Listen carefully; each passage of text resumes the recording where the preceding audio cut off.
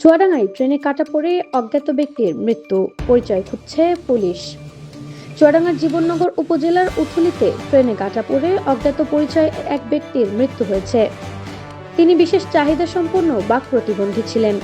সোমবার 6 জুলাই বেলা 3টার দিকে উথুলি rail station সংলগ্ন এলাকায় এই দুর্ঘটনা ঘটে। খুলনা থেকে ছেড়ে আসা চিলাহাটিগামী আন্তনগর রূপসা এক্সপ্রেস ট্রেনের নিচে কাটা পড়ে ঘটনাস্থলেই ওই ব্যক্তির মৃত্যু হয়।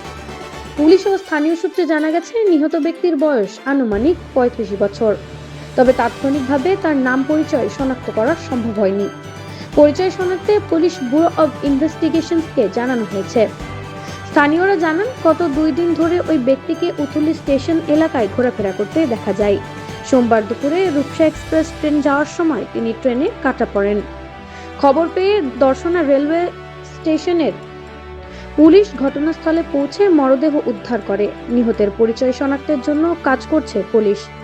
দর্শনা রেলওয়ে পুলিশ ফাঁড়ির ইনচার্জ উপপরিদর্শক মোহাম্মদ রফিকুল ইসলাম বলেন, পরিচয় শনাক্তে পুলিশ ব্যুরো অব ইনভেস্টিগেশনসকে জানানো হয়েছে।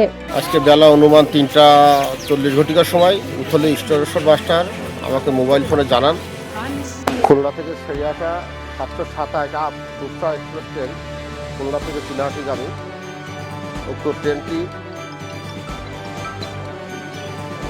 আসার পরে বিকৃত প্রতিবন্ধী, নাম ঠিকানাধীন, অনুমান 35 বছর বয়স একজন ব্যক্তি ট্রেনে কাটা পড়ছে। এই সংবাদ পেয়ে আমি এখানে আসছি এবং বিষয়টি ঊর্ধ্বতন কর্তৃপক্ষকে অবহিত করেছি।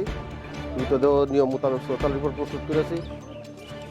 পিবিআইকে জানানো হয়েছে নাম ঠিকানা শনাক্তের জন্য এবং ময়নাতদন্তের জন্য চুয়াডাঙ্গা সদর হাসপাতাল নিয়ে যাওয়া হচ্ছে।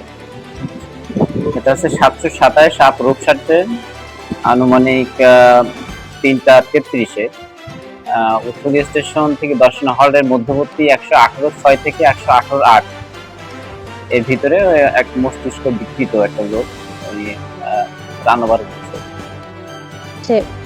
ময়নাতদন্তের জন্য মরদেহ চুয়াডাঙ্গা সদর হাসপাতালের মর্গে পাঠানো হয়েছে। নুসরাত জাহান মৌলি, রেডিও চুয়াডাঙ্গা ডেস্ক।